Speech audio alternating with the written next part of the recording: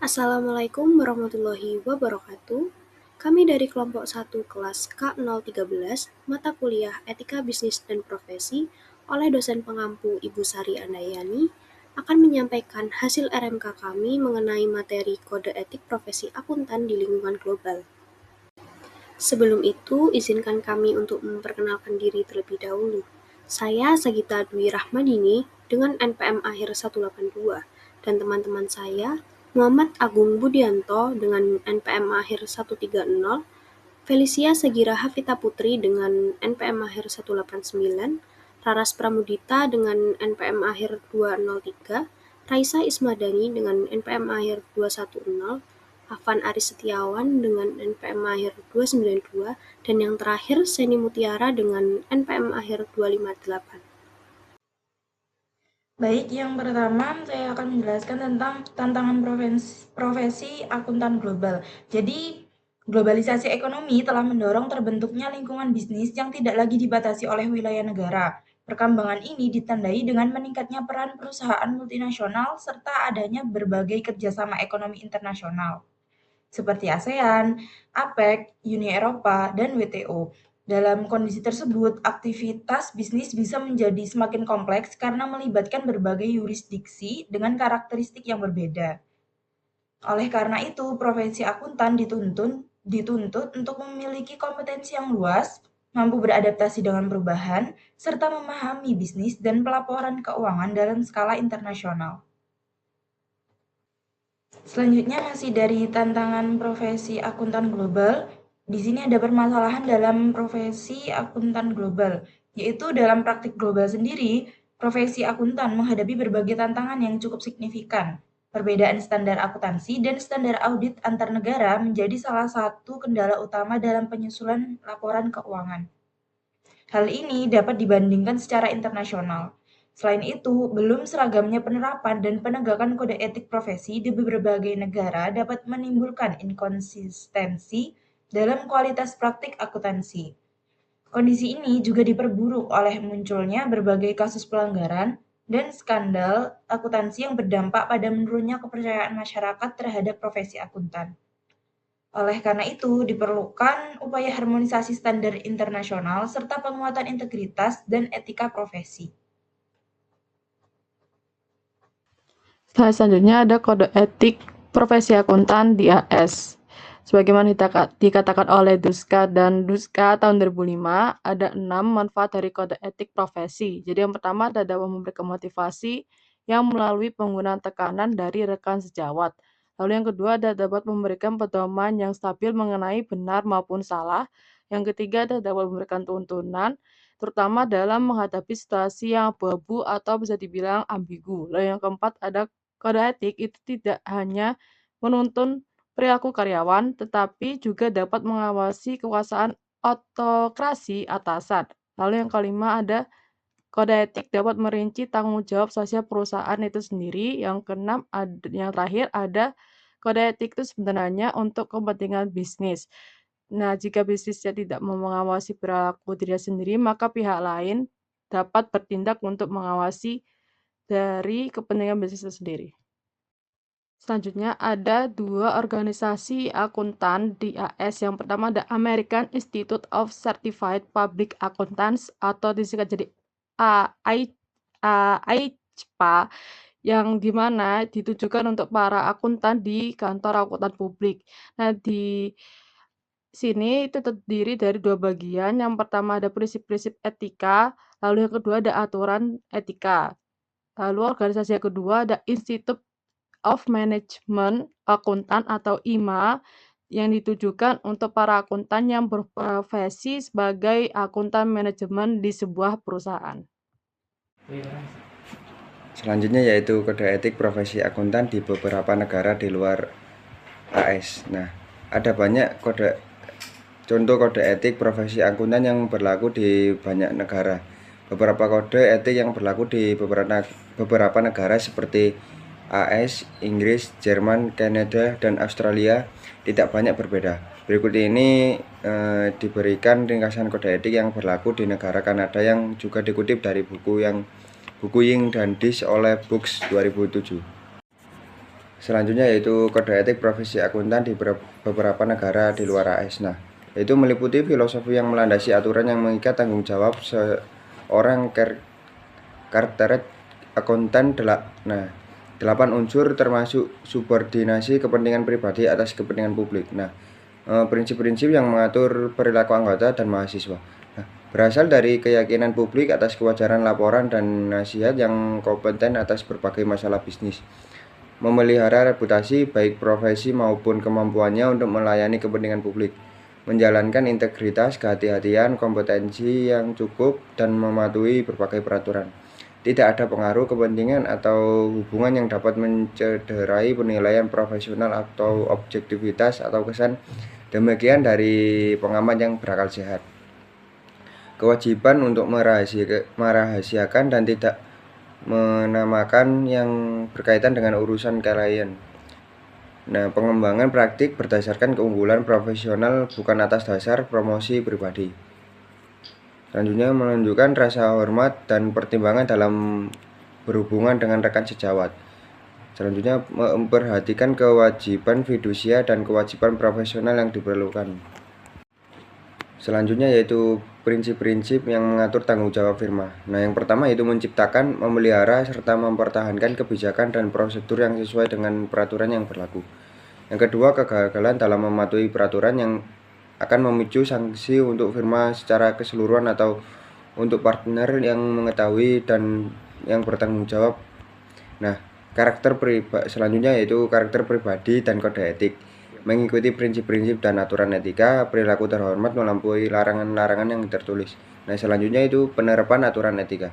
Nah, yang pertama untuk semua anggota yang berpraktik sebagai akuntan publik dan di mana publik atau asosiasi mengandalkan individu berdasarkan keanggotaan di ICAO. Nah, yang kedua kepada diberikan anggota yang diawasi oleh atau sekutu dengan anggota. Nah, yang selanjutnya di dalam yurisdiksi di luar Ontario, anggota harus menghormati peraturan lokal, tetapi tidak menjelekkan ILAO. Nah, selanjutnya yaitu interpretasi aturan etika. Nah, aturan etika harus diinterpretasikan sejalan dengan persoalan yang dikemukakan. Selanjutnya yaitu aturan etika. Nah, yang pertama dalam 101 tentang kepatuhan terhadap hukum dan peraturan. Nah, yang kedua yaitu 102 tentang tuduhan kriminal atau serangan sejenis. Nah, 102.2 tentang melaporkan penghentian sementara atau suspensi karena mempertimbangkan disiplin. Nah, yang ketiga yaitu 103 tentang tidak dikaitkan dengan salah saji. Nah, yang keempat 104 harus secara tertulis dalam melakukan koresponden dengan institut. Nah, yang selanjutnya interpretasi atau isu yang meliputi. Nah, yang pertama yaitu bersifat mandatori atau berlaku untuk mahasiswa. Nah, yang kedua bisa berakibat dituntut karena melanggar kode perilaku profesional. Nah, yang ketiga pemberitahuan secara tegas setiap ada pemberhentian sementara. Nah, yang keempat pada surat, laporan, pernyataan atau representasi atau dikaitkan dengan kandidat sebagai mahasiswa atau anggota. Selanjutnya yaitu standar-standar yang mengaruhi kepentingan publik. Nah, yang pertama dalam 201 memelihara reputasi baik profesi dan kemampuan melayani publik. Nah, yang kedua 202 integritas dan kehati-hatian. Nah, yang ketiga yaitu 203 memelihara kompetensi profesional. Nah, yang keempat 204 independensi dan objektivitas. Nah, yang kelima tentang 205 pernyataan palsu atau menyesatkan. Nah, yang keenam 206 kepatuhan dengan standar profesional. Nah, yang ketujuh yaitu 207 tidak ada imbalan yang tidak diautorisasi. Nah, yang ke-8 yaitu 208 memelihara kerahasiaan informasi tentang urusan klien. Nah, yang ke-9 yaitu 211 kewajiban melaporkan pelanggaran anggota mahasiswa, pelamar atau firma. Nah, yang ke-10 yaitu 212 menangani data trust atau kekayaan lain. Nah, yang ke-11 yaitu 213 tidak boleh ada kegiatan yang melanggar hukum. Nah, yang ke-12 yaitu 214 penawaran fee, yang ke-13 yaitu 215 fee kontingent. Nah, yang ke-14 yaitu 216 tidak ada fee rujukan atau kompensasi. Nah, yang ke-15 yaitu 217 pembatasan advertensi. Nah, yang ke-16 atau yang terakhir yaitu 218 penahanan dokumen dan kertas kerja. Nah, selanjutnya yaitu hubungan dengan anggota firma sejawat dan perikatan dengan non-anggota dalam akuntansi publik. Nah, yang pertama tentang penerimaan penugasan bila ada auditor penanggung jawab sebelumnya pada 302. Nah, selanjutnya yaitu tentang kerjasama dengan pengganti, yaitu pada 303. Nah, yang selanjutnya itu penugasan bersama pada nomor 304. Nah, yang selanjutnya itu tentang komunikasi penugasan khusus dengan auditor sebelumnya, yaitu 305. Nah, 306 sendiri yaitu tanggung jawab dalam penugasan khusus. Nah, selanjutnya itu organisasi dan perilaku seorang praktisi profesional. Nah, 401 itu yaitu membahas nama kantor. Selanjutnya 404 yaitu tanggung jawab yang membawa corak mode tertentu operasi kantor. Nah, yang selanjutnya yaitu 405 asosiasi dengan firma-firma. Yang selanjutnya 406 tanggung jawab untuk non anggota. Nah, yang selanjutnya 407 bisnis dan praktek terkait. Nah, yang selanjutnya 408 asosiasi dengan non anggota dalam praktik umum. Selanjutnya yaitu 409 yaitu tentang kantor perwakilan. Yang terakhir 410 praktik akuntan publik berbentuk perseroan. Nah, selanjutnya yaitu aturan yang berlaku bagi firma, yaitu yang pertama pada 501 pendirian dan pemeliharaan. Nah, pada 502 penegakan kebijakan dan prosedur. Nah, yang terakhir 503 asosiasi dengan firma. Nah, selanjutnya yaitu Sarbanes-Oakley ACT.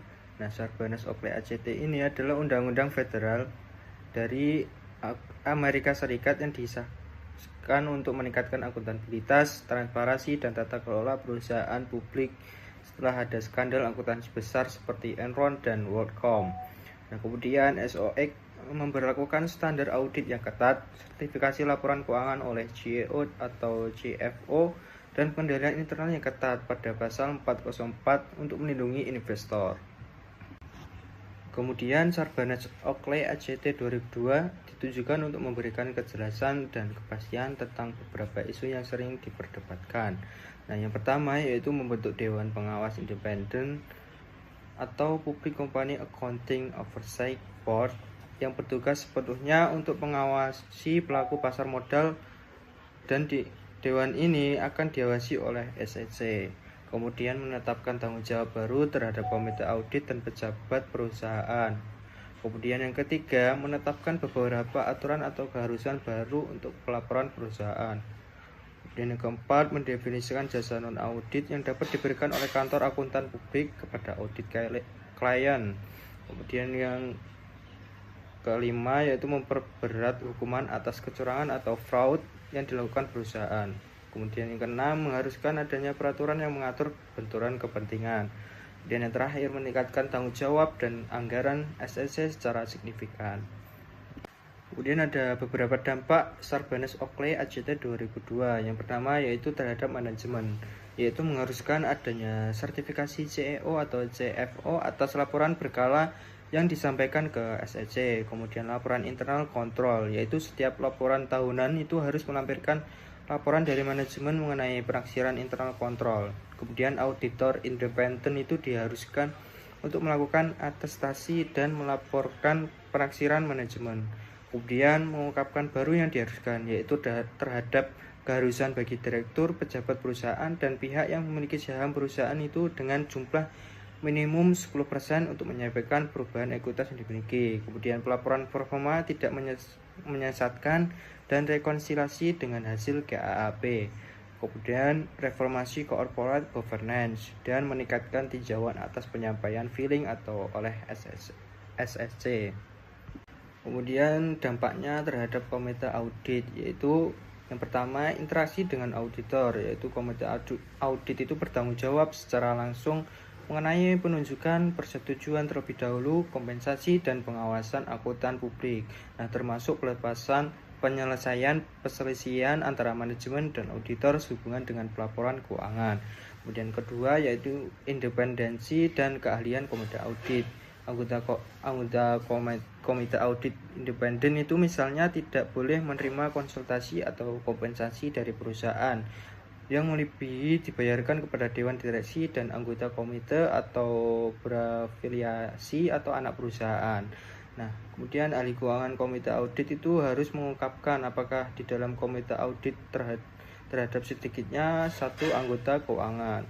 Kemudian yang ketiga, keluhan dan saran komite audit diharuskan menyusun prosedur dan persetujuan terdahulu. Kemudian dampaknya yang terakhir yaitu terhadap akuntan publik, yaitu yang pertama membentuk Public Company Accounting Oversight Board yaitu PCAOB yang bertujuan untuk mengawasi audit atas perusahaan publik dan melindungi kepentingan investor. Kemudian yang kedua melarang jasa non-audit. Secara spesifik, hukum telah melarang KAP untuk melakukan 8 jasa non-audit. Kemudian perputaran partner pemimpin atau coordinating partner audit atau concurring reviewer tidak dapat memberikan jasa audit kepada klien yang sama selama lebih dari 5 tahun berturut-turut. Kemudian laporan kepada komite audit auditor yaitu perlakuan informasi keuangan dan informasi penting lainnya yang telah didiskusikan dengan manajemen. Kemudian penugasan auditor itu dibutuhkan selama 1 tahun. Kemudian studi tentang kewajiban perputaran kantor akuntan publik akan dilakukan oleh General Accounting Office atau GAO. Selanjutnya kita akan membahas mengenai kode etik profesi akuntan menurut International Federation of Accountants atau IFIC. IFIC merupakan organisasi internasional yang menetapkan standar etika bagi para akuntan di seluruh dunia. Pada Juni 2005, IFIC menerbitkan kode etik profesi akuntan secara lengkap dan rinci. Jika dikodifikasikan, isi kode etik ini dapat menjadi satu buku yang cukup tebal. Namun, dalam pembahasan ini, kita hanya akan fokus pada pokok-pokok pikiran dan garis besar perilaku etis yang tercermin dalam kode etik IFIC.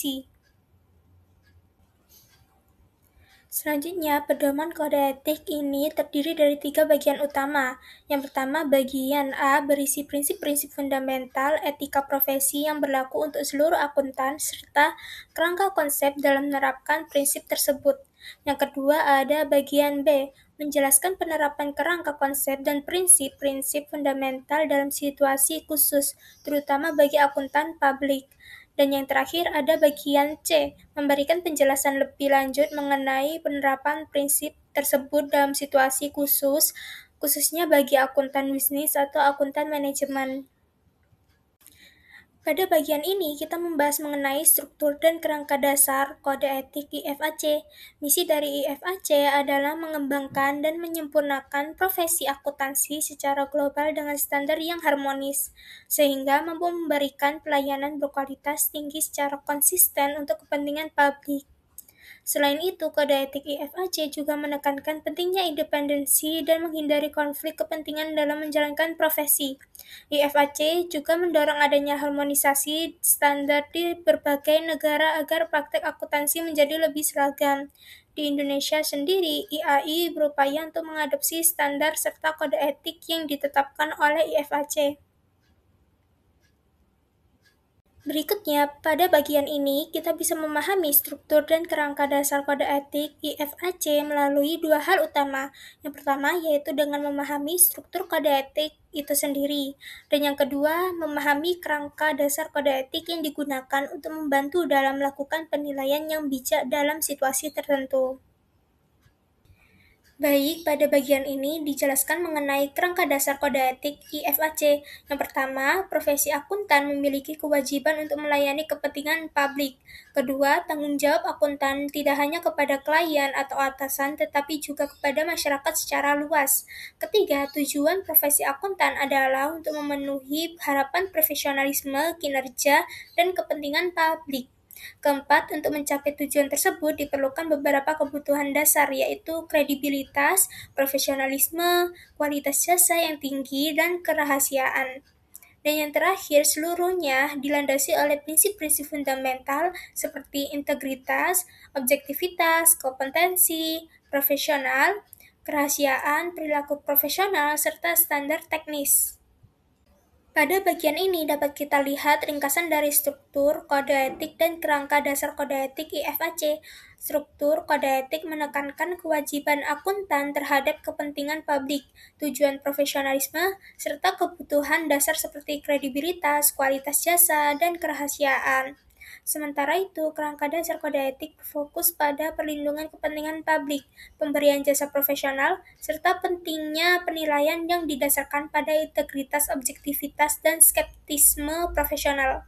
Selain itu, seluruhnya juga didukung oleh adanya independensi baik dalam pemikiran maupun penampilan.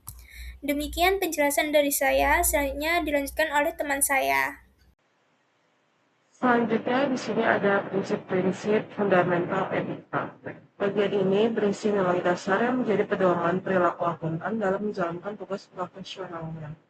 Pertama itu ada integritas, yaitu harus jujur dan tidak menyesatkan. Dua, objektivitas, itu tidak boleh bias atau dipengaruhi kepentingan. Tiga, kompetensi dan hati-hatian, itu wajib kompeten, terus belajar, dan bekerja teliti. Yang keempat, kerahasiaan, yaitu informasi klien harus dijaga dan tidak disalahgunakan. Kelima, perilaku profesional, yaitu taat aturan dan menjaga nama baik profesi. Selanjutnya ada independensi. Independensi berarti akuntan harus netral agar pekerjaannya dapat dipercaya. Independensi dapat dibagi menjadi dua, yaitu independensi dalam pikiran dan independensi dalam penampilan. Independensi dalam pikiran yaitu keputusan tetap objektif tanpa pengaruh. Sedangkan independensi dalam penampilan yaitu terlihat netral di mata pihak luar. Ancaman terhadap independensi ada kepentingan diri, review diri, advokasi, kekerabatan, dan intimidasi. Ancaman independensi akuntan publik. Ancaman yang muncul karena hubungan akuntan dengan klien. Yang pertama itu ada ancaman kepentingan diri, terjadi karena kepentingan keuangan atau pribadi seperti kepemilikan saham, tergantungan fee, hubungan bisnis, pinjaman, dan fee kontingensi. Yang kedua, ancaman review diri terjadi saat akuntan menilai pekerjaannya sendiri, seperti membuat lalu mengaudit laporan yang sama atau terlibat sebelumnya di klien. Ketiga, ancaman advokasi muncul ketika akuntan membela klien, misalnya mempromosikan saham atau mewakili klien. Yang keempat, ancaman kekerabatan terjadi karena hubungan dekat seperti keluarga, hubungan lama, atau menerima hadiah. Yang lima, ancaman intimidasi terjadi karena tekanan seperti ancaman diganti atau tuntutan dari klien. Baik, selanjutnya saya Sagita Dwi Rahmadini dengan NPM akhir 182. Di sini saya akan menyampaikan mengenai pengamanan terhadap ancaman independensi. Terdapat dua kategori utama pengamanan untuk menjaga independensi profesi akuntan. Yang pertama, pengamanan melalui profesi, legislasi, atau regulasi, yaitu mencakup persyaratan pendidikan, pelatihan, pengalaman kerja, pengembangan profesi berkelanjutan, tata kelola korporasi, standar profesional, serta pengawasan dan disiplin profesi. Selanjutnya, yang kedua, pengamanan di lingkungan kerja, terbagi menjadi 4. Yang pertama, di kantor firma, yaitu melibatkan dukungan kepemimpinan yang mengutamakan kepentingan umum, sistem kendali mutu, dokumentasi kebijakan independensi dan etika, serta penggunaan tim yang terpisah untuk tugas penjaminan dan non-penjaminan. Yang kedua, perikatan khusus, yaitu melibatkan akuntan profesional tambahan untuk meninjau pekerjaan, berkonsultasi dengan pihak ketiga yang independen, dan rotasi staf senior. Selanjutnya, yang ketiga, dalam sistem dan prosedur klien, yaitu penunjukan firma oleh pihak selain manajemen, kompetensi karyawan klien, dan tata kelola korporasi yang memadai. Dan yang terakhir, untuk akuntan bisnis, yaitu dengan menerapkan struktur pengawasan korporasi, kode etik organisasi, prosedur perekrutan yang ketat, pengendalian internal yang kuat, dan kepemimpinan berbasis etika. Selanjutnya, terdapat kode etik akuntan berdasarkan IFAC. Dokumen ini merujuk pada standar yang dikeluarkan oleh International Federation of Accountants. Pada bagian B, kode etik akuntan publik dengan kode 200, yaitu mengatur hal-hal seperti penunjukan profesional, konflik kepentingan, opini kedua, fee, pemasaran jasa, hadiah, penyimpanan aset klien, serta independensi dalam perikatan penjaminan. Pada bagian C, kode etik akuntan bisnis dengan kode 300, yaitu mengatur potensi konflik, penyusunan dan pelaporan informasi, serta kewajiban bertindak dengan keahlian yang memadai. Selanjutnya, terdapat profesi akuntan Indonesia dan IFAC. Saat ini, profesi akuntan di Indonesia yang meliputi akuntan publik dan manajemen sedang dalam proses menyelaraskan standar kompetensinya dengan standar internasional demi mendukung sistem ekonomi global. Lalu, Ikatan Akuntansi Indonesia atau IAI berkomitmen untuk mengadopsi standar teknis dan perilaku atau kode etik yang dikeluarkan oleh IFAC guna mencapai harmonisasi standar akuntansi, auditing, dan etika profesi di tingkat dunia. Sekian penyampaian hasil RMK dari kelompok kami mengenai materi kode etik profesi akuntan di lingkungan global. Apabila terdapat kesalahan kata dalam penyampaian, mohon dimaafkan. Terima kasih. Wassalamualaikum warahmatullahi wabarakatuh.